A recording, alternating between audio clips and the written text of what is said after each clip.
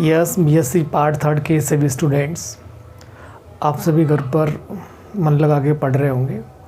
इसी क्रम में आज न्यूक्लियर रिएक्टर्स पढ़ेंगे और रिएक्टर्स से पहले उस चेन रिएक्शन पढ़ने जा रहे हैं। श्रृंखला अभिक्रिया क्या होती है?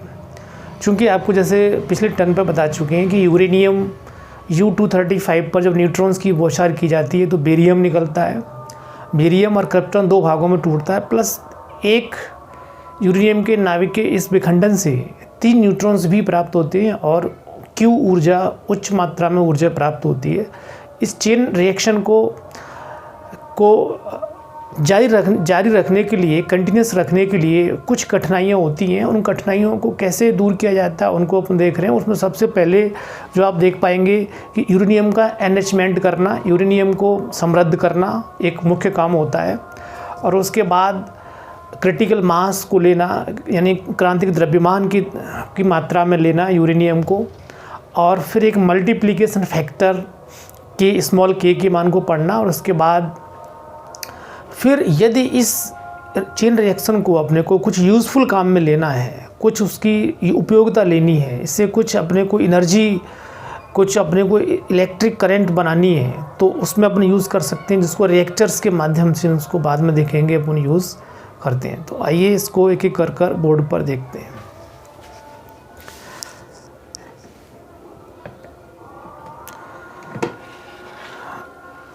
यस, आप ये देख पा रहे हैं यहाँ पर बोर्ड पर, मैं आपको दिखा रहा हूँ।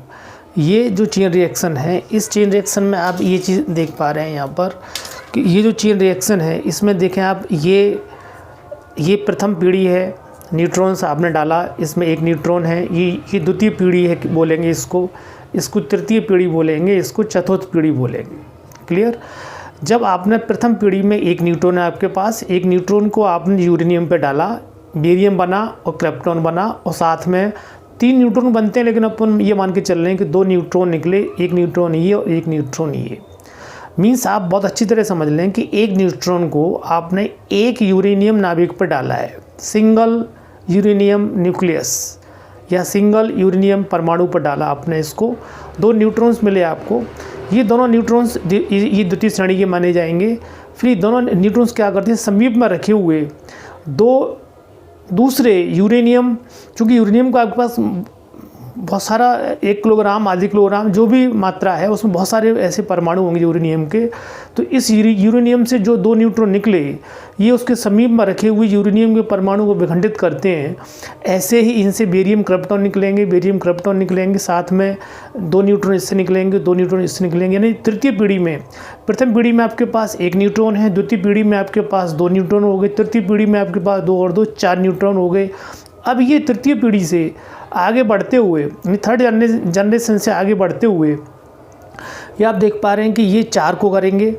ठीक है, 4 को इसने विखंडित किया, 4 यूरेनियम के, क्योंकि आपके पास जो 1 किलोग्राम यूरेनियम है या आधी किलोग्राम यूरेनियम है, उसमें बहुत सारे 1 मोल के बराबर क्या होंगे, कम से कम 10⁻23 के नियर अबाउट क्या होंगे। अगर 1 मोल सब्सटेंस लिया हुआ है आपने, तो उसमें इतने ये न्यूक्लियस होंगे यूरेनियम के। इनसे ये चारों न्यूट्रॉन, इनसे चारों न्यूक्लियस को विखंडित करते हैं और इनसे इस तरीके से 2 8 न्यूट्रॉन निकले।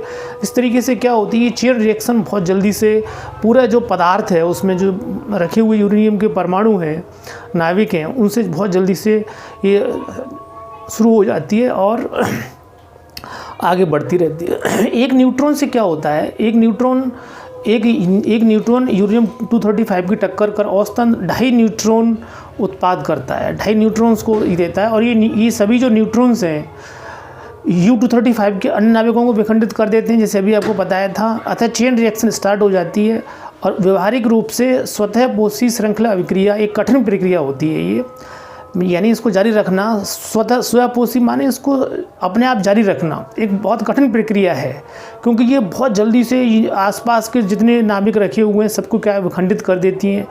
तो इसमें निम्न समस्याएं आती हैं।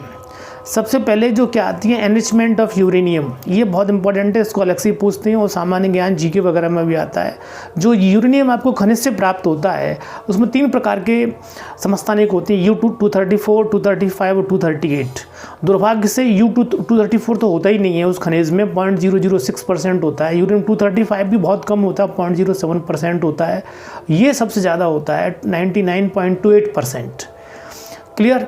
तो ये सबसे पहले आपके सामान्य ज्ञान का प्रश्न है कि खनिज में U234, 235, 238 की क्या क्या परसेंटेज होती है, ये आपको अच्छी तरीके से आप पता कर लें।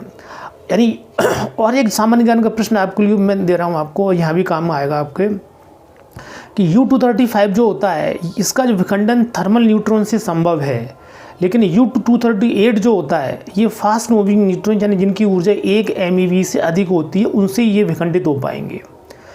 क्लियर।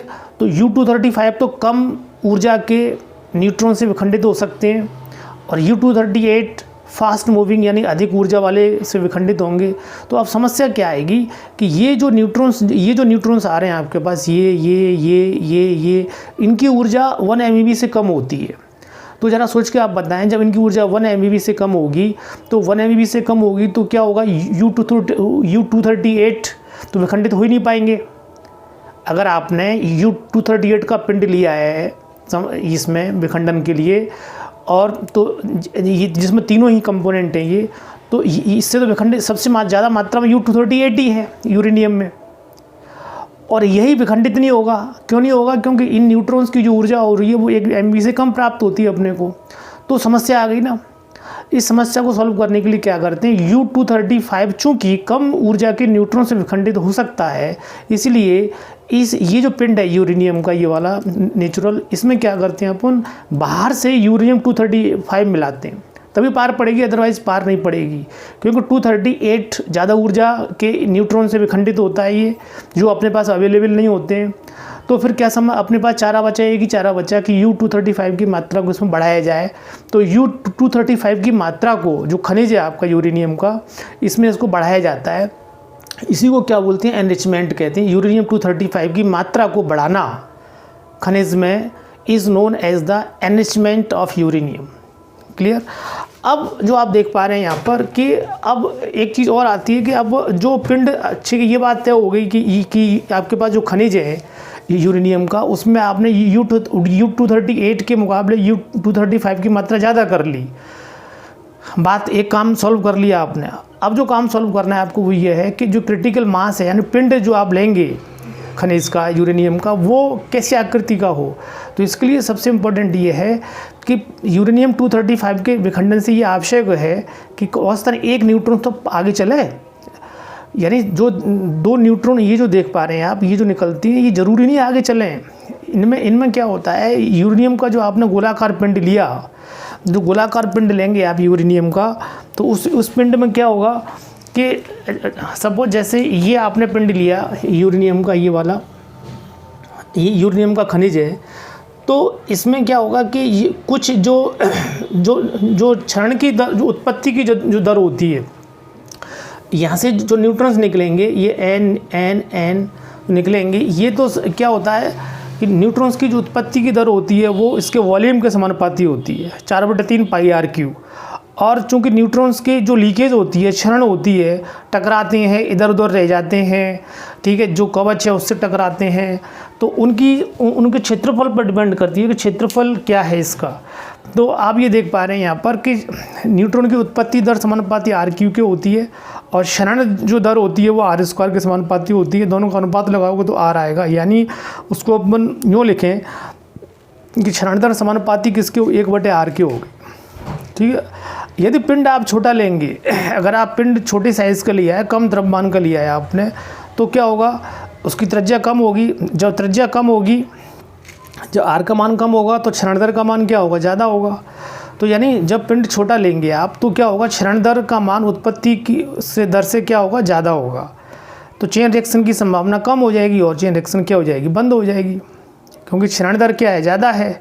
पिंड कैसा लिया है आपने, ये जो पिंड लिया है ये अगर कम द्रव्यमान का लिया है ये वाला, तो इसके r कम होगा, ये r कम होगा तो क्षरण दर का मान क्या हो जाएगा, ज़्यादा हो जाएगा। तो क्षरण दर ज़्यादा होगी तो यानी क्षरण लीकेज ज़्यादा हो रहे हैं, नष्ट ज़्यादा हो रहे हैं, उत्पत्ति कम हो रही है, तो रिएक्शन क्या हो जाएगी, बंद हो जाएगी। तो अगर ऐसा द्रव्यमान लेंगे तो उसको बोलते हैं सब क्रिटिकल मास। अगर पिंड का द्रव्यमान ज़्यादा लेंगे आप, आर का मान ज़्यादा है, और यहाँ रखेंगे आप आर का मान ज़्यादा है, ये आर का मान ज़्यादा हो तो क्षरण दर का मान क्या कम हो जाएगा, तो क्षरण दर उत्पत्ति की दर के सापेक्ष कम होगी तथा श्रृंखला अभिक्रिया की संभावना अधिक रहेगी, चेन रिएक्शन आपके जारी रहेगी। इसके क्या बोलते हैं अपन, ओवर क्रिटिकल मास। तो अपन ऐसा मास लेते हैं ना तो सब क्रिटिकल हो, ना क्या हो, ओवर क्रिटिकल हो, यानी यूरेनियम पिंड के उस न्यूनतम द्रव्यमान को जिसमें श्रृंखला अभिक्रिया निर्बाध रूप से संपन्न होती है, विदाउट एनी ऑब्स्टेकल, उसे क्या बोलते हैं अपन, क्रांतिक द्रव्यमान कहते हैं। ये चीज़ बहुत इंपॉर्टेंट है जो आपको सभी को पता होना चाहिए। तो मास कैसा लेंगे अपन, न तो अपना छोटा लेंगे ना बड़ा लेंगे, यानी न तो सब क्रिटिकल होगा ना ओवर क्रिटिकल होगा, बल्कि कैसा होगा क्रिटिकल मास लेंगे। क्लियर। अब एक चीज़ और आती है इसमें, मल्टीप्लिकेशन फैक्टर के बहुत सीधा है, ज़्यादा दिमाग लगाने की ज़रूरत नहीं। के का मान क्या होता है कि जैसे ये जो पीढ़ी है n+1 पीढ़ी में न्यूट्रॉन्स की संख्या बटे उससे एक पहले वाली, यानी nवीं पीढ़ी में न्यूट्रॉन्स की संख्या। के का मान किसके बराबर है, n+1 पीढ़ी में न्यूट्रॉन्स की संख्या बटे nवीं पीढ़ी में न्यूट्रॉन्स की संख्या। अब स्मॉल के को ऐसे भी आप लिख सकते हैं, फिशन की किसी एक पीढ़ी में उपस्थित नंबर ऑफ न्यूट्रॉन्स और इससे पहले वाली में उपस्थित नंबर ऑफ न्यूट्रॉन्स, वही चीज़ होगी जो ऊपर लिखी है, लेकिन ये n+1 बटे nवीं पीढ़ी में हो गया। ये आपको सबको बहुत अच्छी तरह क्लियर हो। अब के का मान यदि एक से ज़्यादा है तो क्या होगा, प्रत्येक आगे वाली पीढ़ी में न्यूट्रॉन्स जो अवेलेबल होंगे वो ज़्यादा होंगे, इससे क्रिया कैसी हो जाएगी, अनकंट्रोल्ड हो जाएगी। अगर के का मान 1 लेंगे आप तो न्यूट्रॉन्स के का मान 1 लेंगे तो n+1 पीढ़ी में जो न्यूट्रॉन्स हैं वो उससे पिछली वाली के बराबर से रहेंगे, तो इसमें जो रिएक्शन है वो नियत बनी रहेगी। इसे इस समय जो मास लिया जाएगा इसके लिए उसको बोलेंगे अपन क्रिटिकल मास।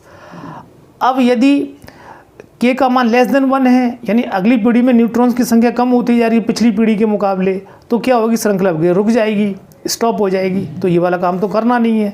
अपन को क्या करना है, के का मान क्या लेना है, ना तो 1 से ज़्यादा लेना है ना 1 से कम लेना है, बल्कि के का मान 1 के बराबर लेंगे।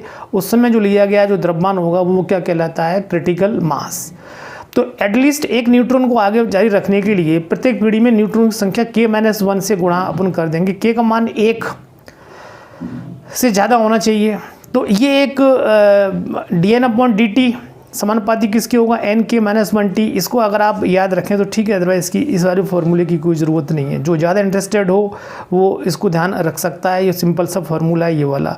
जो चीज़ आपको ध्यान रखनी न्यूमेरिकल की दृष्टि से वो ये है, n+1 पीढ़ी में नंबर ऑफ न्यूट्रॉन्स बराबर क्या होगा, n बराबर n0 k⁻n। जैसे फॉर एग्जांपल 100वीं पीढ़ी में नंबर ऑफ न्यूट्रॉन्स कितने होंगे, माना पहली पीढ़ी में 1000 है, तो 100वीं पीढ़ी में कितने न्यूट्रॉन्स अवेलेबल होंगे आपको, तो आप इस सूत्र से निकालेंगे। n0 का मान क्या रखोगे आप, 1000। के का मान यहाँ रख दोगे आप, ठीक है। के का मान जो दिया हुआ है, जैसे के का मान दिया हुआ 0.05, तो यहाँ रख दोगे।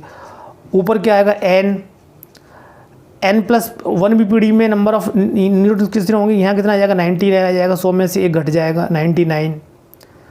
ठीक है, क्योंकि nवीं पीढ़ी में कितने, मतलब n+1 पीढ़ी में नंबर निकालना, स्मॉल n का मान कितना, 100वीं पीढ़ी में निकालना है ना, तो ऊपर कितना आएगा, 99 सूत्र है ना। ये कौन से n+1 पीढ़ी में, कैपिटल N, तो ये स्मॉल n का मान 99। तो 1000 × 0.05 गुणा 99, इतने न्यूट्रॉन्स आपको 100वीं पीढ़ी में आपको मिलेंगे। ये वाला जो फार्मूला है, स्मॉल n समझ में आ गई ना, ये n+1 के लिए है, तो ये n आपको निकालना किस में, 100वीं पीढ़ी में। तो 100वीं पीढ़ी के लिए ये वाला कितना हो जाएगा आपका, 99। तो इस तरीके से आप ये कर लेंगे। उस चेन रिएक्शन को जानने के बाद जिस चीज़ पर आ रहे हैं वो है नियंत्रित श्रृंखला अभिक्रिया।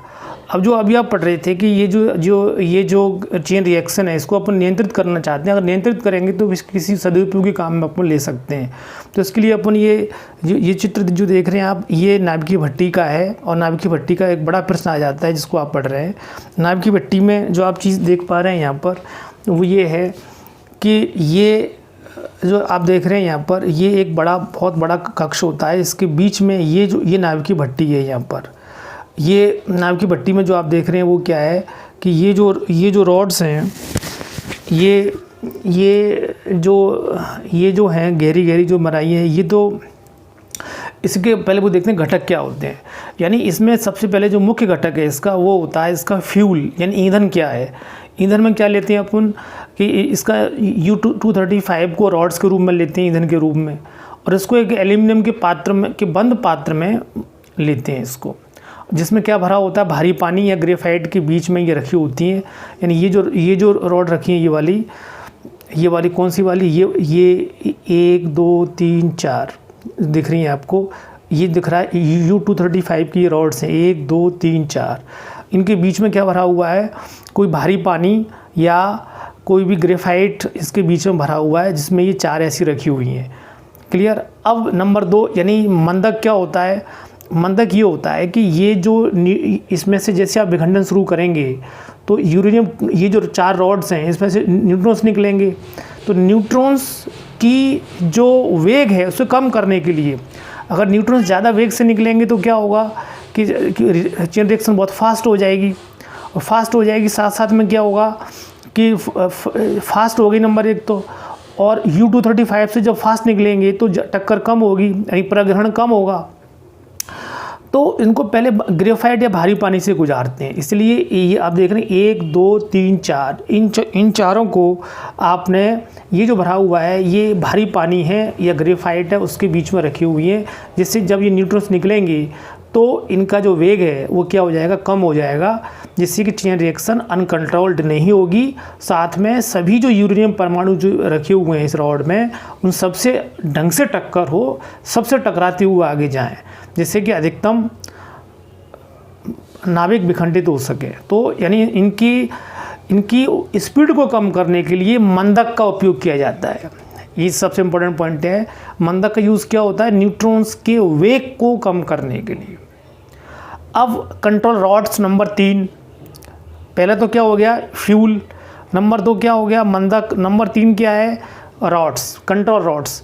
यानी जो न्यूट्रॉन्स निकल रहे हैं चेन रिएक्शन के बाद बहुत लार्ज संख्या में नहीं हो जाएं, तो क्या करते हैं यहाँ पर ये जो गहरी जो रेखा है, ये जैसे ये इनको ऐसे कर देते हैं नीचे ऊपर। अगर न्यूट्रॉन्स को रोकने होते हैं तो नीचे कर देते हैं इंसर्ट, अगर न्यूट्रॉन्स को थोड़ा कम करना होता, लगा रिएक्शन कम हो गई अभिक्रिया की रेट, तो ऊपर खींच लेते हैं इनको, लगा कि थोड़ा और बढ़ाना है और थोड़ा ज़्यादा हो गई है अभी, थोड़ा कम करना है तो इनको अंदर कर देते हैं, जिससे न्यूट्रॉन्स क्या होते हैं उनकी संख्या कम हो जाती है आगे बढ़ने के लिए।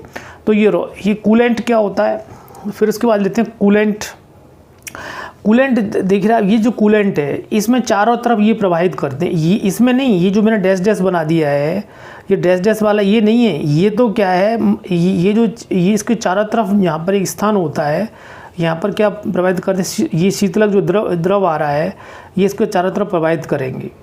चूँकि जब रिएक्शन होगी तो उसका ताप कई लाख डिग्री सेल्सियस हो जाता है, तो उसे कम करने के लिए इसके चारों ओर यहाँ पर इस तरीके से ये पानी बहता रहता है, और इसको जब ताप ज़्यादा हो जाएगा तो भाप निकलेगी, भाप आगे नहीं निकलती है, भाप निकलेगी तो भाप को टरबाइन को दे देते हैं। जैसे आप देखते हो कि प्रेशर कुकर में जो इतनी तेज़ से जो सीटी निकलती है आप जानते हो, तो इसमें और तेज़ निकलती है, उससे तो टरबाइन को देंगे तो टरबाइन चलती है, बिजली बनती है उसके आगे। तो इस ऊष्मा का उपयोग किस में किया जाता है, भाप बनती है, और भाप से क्या होता है कि उत्पादन होता है उसका। फिर उसके बाद ये जो देख रहे हैं आप पूरा ये गहरा ये क्या है, परिरक्षक कहलाता है, सीमेंट का बना हुआ है, जिससे अल्फा बीटा गामा कण जो निकलते हैं जो बहुत हानिकारक होते हैं जीवधारियों के लिए, और ये आगे नुकसान नहीं करें अपने को, इसलिए इनको यूज़ किया जाता है। तो ये कार्यविधि होगी जो अपने बात कर रहे हैं। ठीक है, जब अपने को इसमें न्यूट्रॉन्स होते हैं, जब स्टार्ट करनी होती है तो रॉड को थोड़ा ऊपर खींच लेते हैं, रिएक्शन स्टार्ट हो जाती है, और जिससे क्रांति का आकार से अधिक हो जाएगा। जब आप ऊपर खींच लेंगी इनको ऊपर तो सभी जुड़ जाएंगी, रॉड ये जुड़ जाएंगी तो क्या क्रांति का आकार से अधिक हो जाएंगी। और इस तरीके से क्या होता है, ये विधि लिखी हुई है, आप इसको देखकर ये पूरा प्रश्न आ जाता है विधि का वर्णन करो। तो ये वीडियो काफ़ी बड़ा हो रहा है इसलिए मैं इसको बंद कर रहा हूँ, आप इसको ध्यान से अच्छी तरीके से पढ़ लें। मैं इसके PDF भी डाल दूँगा जिसके आप इसको नोट्स बना सकें। Thank you very much.